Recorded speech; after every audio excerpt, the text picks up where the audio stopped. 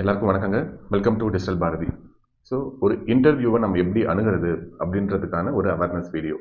So என்ன interview அப்படின்னா டிஎன்பிசியில் நடக்கிற எனி இன்டர்வியூ. ஸோ இன்டர்வியூக்கும் எனக்கு என்ன சம்மந்தம்? நான் ஹெச்ஆர் மேனேஜரா அப்படின்னா அப்படிலாம் ஒன்றும் கிடையாதுங்க. அதுக்கு எனக்கு சம்மந்தமே கிடையாது. ஆனால் டிஎன்பிசியில் இதுக்கு முன்னாடி ஒரு 6 இன்டர்வியூ நான் அட்டன் பண்ணியிருக்கிறேன். சக்ஸஸ்ஃபுல்லாக 4 இன்டர்வியூ கம்ப்ளீட் பண்ணியிருக்கேன். சரிங்களா? ஸோ அந்த எக்ஸ்பீரியன்ஸில் நான் சொல்கிறேன். அதுவும் இல்லாமல் ஸோ மாக் இன்டர்வியூ டிஎன்பிசி ஆஸ்பிரண்ட்ஸ்க்கு லாஸ்ட் 2 குரூப் 2க்கு கண்டக்ட் பண்ணோம். அதில் ஓவர் 1000 அந்த ஆஸ்பிரண்ட்ஸ் வந்து அட்டன் பண்ணாங்க. ஸோ அதில் ஒரு கலெக்டிவாக ஒரு ஒரு ஒரு எக்ஸ்பீரியன்ஸ் கெயின் பண்ணேன். ஸோ அதையும் நான் ஷேர் பண்ணுறேன். ஸோ எது மாதிரி இந்த டிஎன்பிசியோடைய இன்டர்வியூவை நம்ம எதிர்கொள்ளணும் அப்படின்றது ரொம்ப முக்கியமானது. இது என்ன என்ன கேட்பாங்க கேள்வி அப்படின்றது தெரியாமையே நம்ம வந்து நிறைய பேர் வந்து சப்ஜெக்ட் புக்கை திருப்பி படிச்சுட்டு நம்ம போவோம். ஸோ அது பெருசாக கை கொடுக்காது. ஸோ என்ன போருக்கு நம்ம போகிறோமோ அதற்கு தகுந்த மாதிரியான ஆயுதத்தை நம்ம எடுத்துட்டு போகணும். அதுதான் ரொம்ப இந்த வெற்றிக்கு தீர்மானிக்கக்கூடிய முக்கிய காரணமாக இருக்கும். ஓகே, டிஎன்பிசியை பொறுத்த வரைக்கும் பார்த்தீங்க அப்படின்னா பர்சனல் இன்டர்வியூ, பர்சனல் டெஸ்ட் அப்படின்றது பண்ணுவாங்க, ஓரல் டெஸ்ட் அப்படின்றது பண்ணுவாங்க. ஸோ எந்த இடத்துல இருந்து கொஸ்டின் நிறைய எடுப்பாங்க, எந்த இடத்துல இருந்து கொஸ்டின் நிறைய கேட்பாங்க அப்படின்றது ரொம்ப முக்கியம். மோஸ்ட்லி பார்த்தீங்க அப்படின்னா ஒரு இன்டர்வியூவில் tell me about your self அப்படின்ற மாதிரி ஐடியில் கேட்குற மாதிரிலாம் கேட்க மாட்டாங்க. ஸோ ஜென்ரலாக நீங்கள் போன உடனே எந்த ஊர்லேருந்து வரீங்க அப்படின்ற மாதிரி தான் ஃபஸ்ட்டு கேட்பாங்க. ஸோ அப்படி நம்ம கேட்குறப்ப நம்ம என்ன சொல்லுவோம் அப்படின்னு பார்த்தீங்க அப்படின்னா சேலம் மாவட்டத்திலேருந்து வரேன் அப்படின்னு நம்ம சொல்லுவோம். ஸோ அப்படிலாம் சொல்லக்கூடாது. எந்த ஊர் அப்படின்னா எந்த கிராமம். இப்போ நான் வந்து பேலூர் அப்படின்னு ஒரு கிராமம் இருக்குது சேலம் மாவட்டத்தில்னா பேலூர் கிராமத்திலேருந்து வாழப்பாடி வட்டத்திலிருந்து சேலம் மாவட்டத்திலிருந்து வரேன் அப்படின்ட்டு ஒரு கிளியராக சொல்லணும். ஃபஸ்ட்டு நம்ம சொல்கிற பதிலையே அவங்க வந்து ஓகே மெச்சூர்டான ஒரு கேண்டிடேட், அதாவது இவர் வந்து ஒரு ஸ்டூடெண்ட் கிடையாது, இவர் வந்து ஒரு எக்ஸாமுக்கு ப்ரிப்பேர் பண்ணுறவர் கிடையாது, இவர் ஆஃபீஸர் ஆகிறதுக்கான ஃபுல் எலிஜிபிலிட்டி இருக்குது அப்படின்றத ஒரு ஃபஸ்ட்டு பதிலில் இருந்து நம்ம ப்ரூவ் பண்ணிகிட்டே இருக்கணும். சரிங்களா? நிறைய யூஸ்வலாக என்ன பண்ணுவாங்க அப்படின்னு பார்த்தீங்கன்னா இன்ஜினியரிங் படித்தவங்க தான் 80% பேர் இப்போ இந்த கவர்மெண்ட் வேலைக்கு போகிறீங்க. ஸோ எதனால இன்ஜினியரிங்கை விட்டுட்டு கவர்மெண்ட் வேலைக்கு வரீங்க? ஸோ எடுத்தோடனே இது மாதிரியான கேள்விகள்லாம் கேட்பாங்க. ஸோ அதுக்கெல்லாம் நீங்கள் ப்ரிப்பேர் பண்ணிக்கணும். ஸோ எனி கொஸ்டின் நல்லா ப்ரிப்பேர் பண்ணிட்டு போனீங்க, நீங்கள் என்ன கொஸ்டின் ப்ரிப்பேர் பண்ணியிருக்கிறீங்களோ அதுவே இன்டர்வியூவில் கேட்டாங்க அப்படின்னா ரொம்ப ஈஸியாக ஆன்சர் பண்ணிடலாம். நம்ம அங்கே தான் போய் நம்மளுடைய வேர்ட்ஸ் எல்லாம் போட்டு ஒரு கொஸ்டினுக்கான ஆன்சரை ரெடி பண்ணுறோம் அப்படின்னா தெரிஞ்சிடும் அவங்களுக்கு ஓகே சமாளிக்கிறாரு அப்படின்ட்டு. ஸோ அதனால ப்ராபபிள் கொஸ்டின் என்னென்ன கேட்பாங்களோ அது எல்லாத்தையும் நம்ம ப்ரியராக ரெடி பண்ணி வச்சுட்டு போனோம் அப்படின்னா இன்டர்வியூ ரொம்ப ஈஸியாகவே இருக்கும். இப்போ எதனால இன்ஜினியரிங் சர்வீஸை விட்டுட்டு நீங்கள் இன்ஜினியரிங் இப்போ mechanical engineering, computer engineering, civil இன்ஜினியரிங்லாம் படிச்சிருப்பீங்க. எதுக்காக நீங்கள் இன்ஜினியரிங் ஃபீல்டை விட்டுட்டு ஏன் நீங்கள் வந்து டிஎன்பிசி எழுதி கவர்மெண்ட் சர்வீஸ் வரீங்க அப்படின்ட்டு மோஸ்ட்லி கேட்பாங்க. ஸோ அப்படி கேட்டாங்க அப்படின்னா மோஸ்ட்லி எல்லாரும் சொல்லக்கூடிய பதில் என்ன அப்படின்னா நான் சர்வீஸ் பண்ண போறேன் அப்படின்னு சொல்லுவாங்க. அது அப்பட்டமான போய். அது உங்களுக்கும் தெரியும், அந்த எதிரில் உட்காந்துருக்கிற இன்டர்வியூவருக்கும் தெரியும். ஸோ அப்படி நீங்க சொல்லிட்டீங்க அப்படின்னா அதுக்கப்புறம் அவங்க மூஞ்சி திரையை கிழிச்சிருவாங்க. சரிங்களா? ஸோ அதனால நம்ம சொல்லக்கூடிய பதில் வந்து ரொம்ப கன்வின்சிங்கா இருக்கும். ஸோ கண்டிப்பா வந்து நம்ம வந்து பொய் சொல்லலை அப்படின்றத அதாவது நீங்க பொய் சொன்னாலும் கரெக்டாக மேனேஜ் பண்றாரு அப்படின்ற அளவுக்கு இருக்கணும். யாருமே சர்வீஸ் பண்றதுக்குலாம் கவர்மெண்ட் சர்வீஸ் வரது கிடையாது. சரிங்களா? அப்படி வந்தாலும் பெருசாக சர்வீஸ் பண்ண முடியாது நீங்க குரூப் 2 போஸ்ட்ல வரீங்க அப்படின்னா. ஸோ என்னென்ன கன்வின்சிங்காக பதில் சொல்லணும் அப்படின்னா ஒரு ஸ்டேபிளான போஸ்ட் இது. ஸோ ஹை சேலரி அப்படின்றது தராங்க. சோஷியல் ப்ரஸ்டீஜ் ரொம்ப நிறைய இருக்கக்கூடிய ஒரு பதவி இது. ஸோ இது மாதிரி நீங்கள் சொன்னீங்க அப்படின்னா இதுதான் வந்து ஒரிஜினலான விஷயமா இருக்கலாம். சரிங்களா? அதாவது என்னன்னா எதிரில் உட்காந்துருக்கிறவர் ஒரு கவர்மெண்ட் ஆஃபீஸர் தான். ஸோ அவர்கிட்ட கவர்மெண்ட் வேலைங்கிறது ரொம்ப ஒரு சிறப்பான வேலை, மக்களுக்கு வந்து நான் சர்வீஸ் பண்ணுறேன் அப்படின்னு சொல்றதை விட இது வந்து சொசைட்டியில் நல்ல மதிப்பு உடைய ஒரு பதவி அப்படின்னு சொன்னீங்கன்னா ஓகே அவருக்கும் ஓகே நம்மளும் கவர்மெண்ட் போஸ்டில் இருக்கோம், நம்மளும் ஒரு மதிப்பான இடத்துல இருக்கிறோம் அப்படின்றத நீங்கள் ஞாபகப்படுத்துவீங்க. அதனால கன்வின்சிங்காக நம்ம பதில் சொல்லணும் எதுக்காக இருந்தாலும். ஓகேங்களா? ஸோ டிஎன்பிசியை பொறுத்த வரைக்கும் 4 விதமான ஏரியாவில் இருந்து தான் கொஸ்டின்ஸ் வந்து கேட்குறாங்க. ஸோ ஃபர்ஸ்ட் ஏரியா அப்படின்றது உங்களுடைய டிஸ்ட்ரிக்ட் ப்ரொஃபைல்ல இருந்து கேட்பாங்க. செகண்ட் ஏரியா அப்படின்றது உங்களுடைய டிகிரி யூஜி ஆர் பிஜி நீங்க படிச்சிருப்பீங்க இல்லைங்களா? ஸோ அதுல இருந்து கொஸ்டின்ஸ் கேட்பாங்க. தேர்ட் ஒன் அப்படின்னு பாத்தீங்க அப்படின்னா உங்களுடைய எந்த போஸ்ட் ப்ரிஃபரன்ஸ்க்கு நீங்க கொடுத்துருக்கீங்களோ அந்த போஸ்ட் பத்தி உங்களுக்கு அடிப்படையான அறிவாது இருக்கா அப்படின்றத செக் பண்ணுவாங்க. அடுத்தது வந்து கரண்ட் அஃபேர்ஸ், கரண்ட் இஷ்யூஸ் பத்தி கொஸ்டின் கேட்பாங்க. கரண்ட் இஷ்யூஸ்ல கூட ஒப்பீனியன் பேஸ்டு கொஸ்டினா நிறைய வந்து கேட்பாங்க. ஸோ நான் என்ன அப்படின்றத நான் டிஸ்கஸ் பண்றேங்க. ஓகே. ஸோ ஃபர்ஸ்ட் ஒன் அப்படின்னு பாத்தீங்கன்னா உங்களுடைய டிஸ்ட்ரிக்ட் ப்ரொஃபைல் அப்படின்றது ரொம்ப முக்கியம். அதை வந்து நீட்டா ரெடி பண்ணுங்க. ஸோ இது பாத்தீங்க அப்படின்னா ஓப்பன் சோர்ஸ் தான். உங்களுடைய டிஸ்ட்ரிக்ட் பத்தி நெட்ல தேடினீங்கன்னா கிடைக்காததே இருக்காது, எல்லாமே கிடைக்கும். ஸோ அதனால தேடி சிரமப்பட்டு உங்க டிஸ்ட்ரிக்டோடைய ஹிஸ்டாரிக்கலா என்னென்ன முக்கியமான நிகழ்வுகள் இங்க நடந்தது. இப்போ சேலம் மாவட்டம் அப்படின்னு எடுத்துக்கிட்டீங்கன்னா சங்ககிரி கோட்டை அப்படின்னு இருக்கு. சரிங்களா? ஸோ அதுல இருந்து கேட்கலாம் ஹிஸ்டாரிக்கலா, அதுல இருந்து கொஸ்டின் வந்து கேட்கலாம். அப்புறம் வந்து பாத்தீங்க அப்படின்னா ராஜாஜி, ஸோ அவர் வந்து சேலம் மாவட்ட காங்கிரஸ் தலைவராக இருந்தார். ஸோ அதுல இருந்து கொஸ்டின் கேட்கலாம். விஜயராகவாச்சாரி, ஸோ வரலாற்று ரீதியில உங்களுடைய மாவட்டத்தை பற்றியான முழு விவரம், திப்பு சுல்தான் எப்போ சேலம் வந்தாரு, ஸோ இது மாதிரியான விஷயங்கள் கேட்கலாம். ஃபேக்சுவலா நிறைய கொஸ்டின் கேட்பாங்களா அப்படின்னா ஃபேக்சுவலா பெருசா கேட்க மாட்டாங்க. என்னன்னு பாத்தீங்கன்னா ஃபேக்சுவலா உங்களை டெஸ்ட் பண்ணிட்டாங்க. உங்களுடைய பிலிமினரி எக்ஸாம்லையும் உங்களுடைய மெயின்ஸ் எக்ஸாம்லையும் எல்லாத்தையும் ஓரளவு டெஸ்ட் பண்ணி அப்புறமா தான் நீங்க வந்து இந்த இடத்துல உட்காந்துருக்கீங்க, இன்டர்வியூ பேனல்ல உட்காந்துருக்கீங்க அப்படின்றப்ப ஸோ அது மாதிரி பெருசா செக் பண்ண மாட்டாங்க. ஒப்பீனியன் பேஸ்டா இல்ல கொஞ்சம் டெப்தான விஷயம் இந்த இந்த இன்டர்வியூக்கு ஒரு ப்ரிப்பேர் பண்ணிருக்காரா இல்லையா அப்படின்றத தெரிஞ்சுக்கிறதுக்காக கொஸ்டின் கேட்பாங்க. தெரிஞ்சு பதில் தெரியல அப்படின்னு சொன்னா ஓகே, ஒன்றும் பிரச்சனை இல்லை. ஒரு 10 கொஸ்டின் கேட்கறாங்க அப்படின்னா ஒரு 7-8 கொஸ்டின் நீங்க ஆன்சர் சரியா பண்ணவே போதும். 10க்கு 10 பண்ணணும் அப்படின்ற அவசியம் கிடையாது. ஒரே ஒரு பதில் கூட உங்களுக்கு முழு மதிப்பெண்ணை வாங்கி தரும். சரிங்களா? ஸோ அதுதான் ரொம்ப ரொம்ப முக்கியமானது. நான் என்னோட ஐடி இன்டர்வியூலாம் நான் சொன்ன 9 பதில்கள் ரொம்ப மோசமா இருந்தது. என்னுடைய ஒரே ஒரு பதில் ரொம்ப கன்வின்சிங்கா, ரொம்ப சூப்பர் எக்ஸலண்டா இருந்தது. மீதி 9 பதில் வந்து ரொம்ப கிட்டிஷா இருந்தது. ஆனா அந்த ஒரே ஒரு பதிலுக்காக தான் நான் கிண்டி இன்ஜினியரிங் காலேஜ்ல படிக்கிறப்ப 3rd இயர் கடைசியிலேயே எங்க சரிங்களா பிளேஸ் ஆனோம். ஸோ என்னன்னா, ஏதாவது ஒரே ஒரு பதில் இன்ஃபோசிஸ்ல நான் பிளேஸ் ஆனேன். ஏதாவது ஒரே ஒரு பதில் அந்த இன்டர்வியூவரை ரொம்ப கன்வின்ஸ் பண்ணிச்சு அப்படின்னா நம்ம கண்டிப்பா வந்து இந்த வேலை அப்படின்றது கிடைக்கிறதுக்கு வாய்ப்புகள் நிறைய இருக்கு. அதே மாதிரி இந்த வேலை வந்து எனக்கு எதனால முக்கியம்னா என் குடும்பத்தை காப்பாற்றணும், பரிதாபத்தினாலலாம் உங்களுக்கு வந்து நிறைய மார்க் போடுவாங்களா அப்படின்னா அப்படிலாம் போட மாட்டாங்க. சரிங்களா? ஸோ என்னன்னா, டிசர்விங் கேண்டிடேட்டா இருக்கிறாரா இல்லையா அப்படின்றது தான் ரொம்ப முக்கியம். அவங்க போய் அவர்கிட்ட வந்து வீட்டில் வந்து ரொம்ப கஷ்டம், அப்பாவுக்கு உடம்பு சரியில்லை, தங்கச்சி கல்யாணம் பண்ணணும் அப்படிலாம் சொல்லிட்டு ட்ராமா பண்ணிட்டு இருக்காங்க. சரிங்களா? ஸோ ஆஃபீஸர் அப்படின்ற ஒரு கேடர்ல இருக்கிறவங்கள செலக்ட் பண்ண போறாங்க. பரிதாபத்தில் செலக்ட் பண்ணி கம்பேஷனட் கிரவுண்ட்ல தரக்கூடிய போஸ்டும் கிடையாது இது. ஸோ டிஸ்ட்ரிக்ட் ப்ரொஃபைல் அப்படின்னு பாக்குறப்ப ஹிஸ்டாரிக்கலா ரொம்ப முக்கியமான விஷயங்கள் எல்லாத்தையுமே நீங்க எடுத்து பார்த்துக்கோங்க. அடுத்து எக்கனாமிக்கலா என்னென்ன இண்டஸ்ட்ரீஸ் இருக்கு, என்னென்ன சர்வீசஸ் செக்டார் உங்க ஊர்ல இருக்கு, விவசாயம் எந்த அளவுக்கு இருக்கு. இப்ப சேலம் மாவட்டம் அப்படின்னு எடுத்தீங்கன்னா சேலம் அப்படின்றது என்ன கேட்பாங்கன்னா இன்டர்வியூவர் வந்து சேலம் மாவட்டத்துல பொருளாதார ரீதியா எந்த அளவுல முன்னேற்றம் இருக்கு அப்படின்னு கேட்பாங்க. அதுக்கு நீங்க நான் பதில் சொல்லியிருக்கேன் மாதிரி சேலம் அப்படின்றது அப்ரிவேஷன் SALEM இல்லைங்களா. S for steel, steel plant இருக்கு. சரிங்களா? அதே மாதிரி L லைம் ஸ்டோன் இருக்கு. சரிங்களா? A அலுமினியம் இருக்கு. மேக்னசைட் இருக்கு. அப்புறம் வந்து பாத்தீங்கன்னா மேங்கோ நிறைய இருக்கு. ஸோ இது மாதிரி இந்த எலக்ட்ரிசிட்டி. ஸோ இது மாதிரி அப்ரிவேஷன்லயே நம்ம வந்து ரொம்ப நீட்டா சொல்லிட்டோம் அப்படின்னா ஓகே, நிறைய விஷயம் தெரியுது போல அப்படின்ற மாதிரி அவங்க வந்து நினைக்க ஆரம்பிப்பாங்க. ஸோ அதனால அதெல்லாம் ரொம்ப ரொம்ப முக்கியமானது. ஸோ அடுத்து வந்து பாத்தீங்க அப்படின்னா சேலத்துடைய பொலிட்டிக்கல் இம்பார்ட்டன்ஸ் அப்படின்றது ரொம்ப முக்கியம். ஸோ சேலமுடைய பொலிட்டிக்கல் இம்பார்ட்டன்ஸ் அப்படின்றது பாத்தீங்க அப்படின்னா எம்எல்ஏஸ் எவ்வளவு பேர் இருக்காங்க, எம்பிஸ் எவ்வளவு பேர் இருக்காங்க. ஸோ அதெல்லாம் வந்து ரொம்ப ரொம்ப முக்கியமானது. மொத்தமாக இருக்கக்கூடிய எத்தனை எம்எல்ஏஸ் இப்போ சேலத்துல இருக்கிறாங்க. சரிங்களா? ஸோ இதெல்லாம் ரொம்ப முக்கியமானது. உங்களுடைய ஊர்ல எந்த தொகுதியில வருது, அதெல்லாம் வந்து எம்எல்ஏ தொகுதிகள் அதெல்லாம் வந்து கேட்பாங்க. ஸோ இதெல்லாம் வந்து ரொம்ப முக்கியமானது. இதெல்லாம் வந்து கண்டிப்பா நம்ம கவனத்துல வைக்கணும். சரிங்களா? ஸோ அடுத்து வந்து பாத்தீங்கன்னா உங்களுடைய ஜியோகிராபிக்கல் இம்பார்ட்டன்ஸ் வந்து என்னென்ன இருக்கு, அதுவும் வந்து நிறைய தடவை கேட்பாங்க. ஜியோகிராபிக்கல் இம்பார்ட்டன்ஸ் அப்படின்றது பாத்தீங்க அப்படின்னா இப்ப ஈஸ்டர்ன் காட்ஸ் உங்க ஊர்ல இருக்கா அப்படின்றது கேட்பாங்க. இப்ப ஈஸ்டர்ன் காட் இருக்கு, சேலம் மாவட்டத்துல ஈஸ்டர்ன் காட் இருக்கு. மேற்கு தொடர்ச்சி மலை, மேற்கு குன்றுகள் அப்படின்றது இருக்கு. ஸோ என்னன்னா மைன்ஸ் உங்க ஊர்ல இருக்கு. இது மாதிரியான கேள்விகள்லாம் வந்து நிறைய டைம் வந்து கேட்டிருக்காங்க. சரிங்களா? ஜியோகிராபிக்கல் இம்பார்ட்டன்ஸ் அப்படின்னு வரப்ப டூரிஸ்ட் ஸ்பாட் ஏதாவது இருக்கா அப்படின்னு கேட்பாங்க. இப்ப மேட்டூர் டேம் இருக்கு அப்படின்ட்டு நீங்க சொல்லுவீங்க அப்படின்னா ஓகே, மேட்டூர் டேம் எந்த வருஷம் கட்டினாங்க, எப்ப கட்ட ஆரம்பிச்சாங்க, எத்தனை டிஎம்சி அதுல தண்ணீர் தேக்க முடியும், எத்தனை அடி வரைக்கும் அதுல தண்ணீர் தேக்கி வைக்க முடியும், இது மாதிரியான கேள்விகள்லாம் கேட்பாங்க. இப்ப ஒரு அடி உயரணும் அப்படின்னா இப்ப வந்து ஒகேனக்கல் வழியே எத்தனை கன அடி தண்ணீர் வந்து உள்ள வரணும். இது மாதிரியான கேள்விகள்லாம் கேட்பாங்க. 6000 கன அடி தண்ணீர் வந்துச்சு அப்படின்னா ஒரு நாள்ல ஒரு அடி உயரம் 93 டிஎம்சி இல்லைங்களா, 120 ஃபீட். ஸோ என்னன்னா இது மாதிரியான ஃபேக்சுவலான இன்ஃபர்மேஷன்ஸ் எல்லாத்தையும் நீங்க எடுத்து வச்சுக்கோங்க. இப்போ திருவண்ணாமலை மாவட்டமா இருக்கிறீங்க அப்படின்னா அந்த திருவண்ணாமலையில இருக்கக்கூடிய அந்த மலையோடைய உயரம் என்ன, இதெல்லாம் வந்து கேட்டிருக்காங்க. பரணி ஜோதி பத்தி சொல்லுங்க, இது மாதிரியான கேள்விகள் எல்லாமே கேட்டிருக்காங்க. சரிங்களா? ஸோ அதனால உங்களுடைய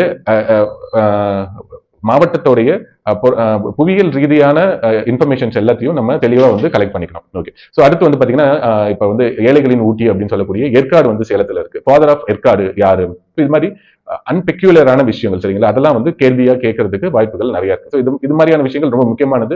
இதெல்லாம் நம்ம வந்து எடுத்து வச்சுக்கணும். இப்போ சேலம் மாவட்டம் அப்படின்னா ஜியாலஜிஸ்ட் பாரடைஸ், அதாவது புவியியலாளர்களின் சொர்க்கம் அப்படின்னு சொல்லுவாங்க. ஸோ எதனால அதை சொல்றாங்க. ஸோ இது மாதிரியான டீட்டெயிலான இன்ஃபர்மேஷன்ஸ் எல்லாத்தையும் நம்ம எடுத்து வச்சிட்டோம் அப்படின்னா அங்க இன்டர்வியூ வந்து ரொம்ப ஈஸியா இருக்கும். சரிங்களா? அதே மாதிரி சேலம் மாவட்டத்துல மொத்தம் எத்தனை ரெவென்யூ டிவிஷன்ஸ் இருக்கு, எத்தனை தாசில்தார்ஸ் இருக்கிறாங்க, அது மாதிரி வந்து பாத்தீங்கன்னா ரெவென்யூ டிவிஷன்ஸ்ல எத்தனை ஆர்டிஓஸ் இருக்காங்க அப்படின்றது. சரிங்களா? எத்தனை வட்டம் இருக்கு, அப்புறம் பாத்தீங்கன்னா எவ்வளோ டிஎஸ்பிஸ் அந்த ஊர்ல இருக்காங்க. இப்போ போலீஸ் டிபார்ட்மெண்ட்ல இருந்து வேற கொஸ்டின்ஸ் ஆளுங்க இருப்பாங்க. சரிங்களா? ஸ்பெஷல் அசிஸ்டன்ட் போஸ்ட் எல்லாம் இருக்கிறதுனால அதுல இருந்து கேள்விகள் கேட்பாங்க. ஸோ அதனால அதுக்கெல்லாம் நம்ம ரெடி ஆகிட்டு இருந்தோம் அப்படின்னா ரொம்ப ஈஸியா வந்து நம்மளால ஆன்சர் பண்ண முடியும்.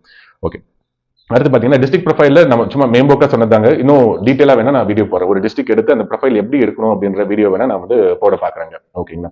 ஓகே. ஸோ அடுத்து வந்து உங்களுடைய டிகிரி பத்தி கேட்பாங்க. டிகிரி வந்து இப்ப நான் சிவில் இன்ஜினியரிங் படிச்சிருக்கேன் அப்படின்னா இப்போ வந்து சிவில் இன்ஜினியரிங் ரிலேட்டடான பேசிக்கான கொஸ்டின்ஸ் எல்லாத்தையுமே நீங்க படிங்க. உங்களுடைய பழைய புக்கெல்லாம் எடுத்து படிக்கணுமா அப்படின்னா படிக்கணும்னு அவசியம் கிடையாது. நீங்க போறது எக்ஸாம் கூடிய இன்டர்வியூ கிடையாது, போறது ஒரு குரூப் 2 இன்டர்வியூக்கு தான் போறீங்க. ஸோ அப்படின்னு இருக்கிறப்ப அதை நான் டீட்டெயிலா படிக்கணும்னா அப்படிலாம் படிக்கணும்ன்ற அவசியம் கிடையாதுங்க. சரிங்களா?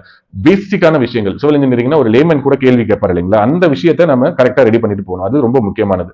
இப்போ பாத்தீங்க அப்படின்னா ஒரு பிரிக்கோடைய சைஸ் என்ன அப்படின்னு கேட்பாங்க. அப்புறம் வந்து ரீஇன்ஃபோர்ஸ்டு கான்கிரீட் வந்து எதுக்காக யூஸ் பண்றாங்க, டென்சைல் ஸ்ட்ரென்த் நிறைய இருக்கும். அதே மாதிரி வந்து பாத்தீங்க அப்படின்னா கம்ப்ரசிவ் ஸ்ட்ரென்த் இருக்கும் கான்கிரீட்ல.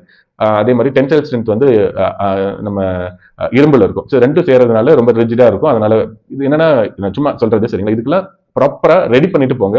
உங்களுடைய ஆன்சர் வந்து ரொம்ப கன்வின்சிங்கா இருக்கணும். இந்த சப்ஜெக்டை 4 வருஷம் நம்ம படிச்சிருக்கிறோம் அப்படின்றது அந்த எதிரில் இருக்கிறவருக்கு தெரியணும். ஸோ என்னன்னா அவர் கேட்கறது லேமனை கேட்டாலும் நீங்க ரொம்ப டெக்னிக்கலா அதுக்கு நீங்க சொன்னீங்க அப்படின்னா ரொம்ப அசந்துருவாங்க, நல்ல மார்க் போடுவாங்க. அங்க இருக்கிறவங்க டெக்னிக்கல் எக்ஸ்பர்ட்லாம் கிடையாது. சாதாரண அவங்க வந்து மெம்பர்ஸ் இருப்பாங்க சரிங்களா. எந்த டிபார்ட்மெண்ட் நீங்க இப்ப குரூப் 2 போஸ்ட் போறீங்க அப்படின்னா அந்த டிபார்ட்மெண்ட் இப்ப போலீஸ் டிபார்ட்மெண்ட் அப்படின்னு பாத்தீங்கன்னா அங்க இருந்து ஏதாவது ஒரு ஜேடி கேடர்ல இப்போ வந்து நீங்க வந்து சப் ரெஜிஸ்டார் எடுக்க போறீங்க அப்படின்னா அதெல்லாம் வந்து இன்டர்வியூ போஸ்ட்ல இருக்கு இல்லைங்களா. ஸோ இப்போ என்ன பண்ணுவாங்க, ரெஜிஸ்ட்ரேஷன் டிபார்ட்மெண்ட்ல இருந்து யாராவது ஒரு ஐஜி கேடர்ல அந்த லெவல்ல இருக்கிறவங்க யாராவது ஒருத்தவங்க பேனல் இருப்பாங்க. ஸோ அவங்க அது சார்ந்த நிறைய கேள்விகள் வந்து கேட்பாங்க. ஸோ அவங்களுக்கு இந்த டெக்னிக்கல் விஷயங்கள் வந்து ஓரளவு மேம்பக்கா தெரியும். அவங்க கேட்கக்கூடிய விஷயத்த நீங்க வந்து ஒரு எக்ஸ்பர்ட்டி மாதிரி சொல்லணும் சரிங்களா, சொல்ல ட்ரை பண்ணணும். அதுதான் ஓகே. இப்போ நீங்க தமிழ் படிச்சிருக்கீங்க, பிஏ தமிழ் படிச்சிருக்கீங்க அப்படின்னா உங்களுக்கு வந்து தமிழ் இலக்கியம் சார்ந்து நிறைய கேள்விகள் கேட்பாங்க. சாகித்ய அகாடமி கடைசியா யார் வாங்கினாங்க, செம்மொழி மாநாடு எப்ப நடந்தது, அப்புறம் வந்து இது ஃபேக்சுவலா தான் இருக்கும். தனித்தமிழ் இயக்கம் பத்தி சொல்லுங்க. ஸோ எதனால தனித்தமிழ் இயக்கம், வெளிநாட்டவர்கள் யார் யாரெல்லாம் வந்து தமிழை வளர்த்தாங்க. ஸோ இது மாதிரியான கேள்விகள் வந்து கேட்பாங்க. எந்த நூல் வந்து உங்களுக்கு ரொம்ப பிடிச்சது, திருக்குறள் தான் ரொம்ப பிடிக்கும் அப்படின்னா சரி ஒரு 10 திருக்குறள் சொல்லுங்க அப்படின்றாங்க. ஸோ அதுக்கு எல்லாத்துக்கும் நீங்க ரெடி பண்ணிட்டு போங்க. ஒரு கொஸ்டினர் ரெடி பண்ணி சப்ஜெக்டை பத்தி ஒரு 50-60 கேள்விகள் நீங்களாவே எடுத்து அந்த கொஸ்டினுக்கு ஆன்சரை ப்ரிப்பேர் பண்ணிட்டு போனீங்க அப்படின்னா அதே கொஸ்டின் இன்டர்வியூல கேட்டாங்கன்னா ரொம்ப ஈஸி, அசல்ட்டா நம்ம வாங்கிடலாம். குரூப் 2 மெயின்ஸ்க்கு நீங்க பண்ணதான் சரிங்களா.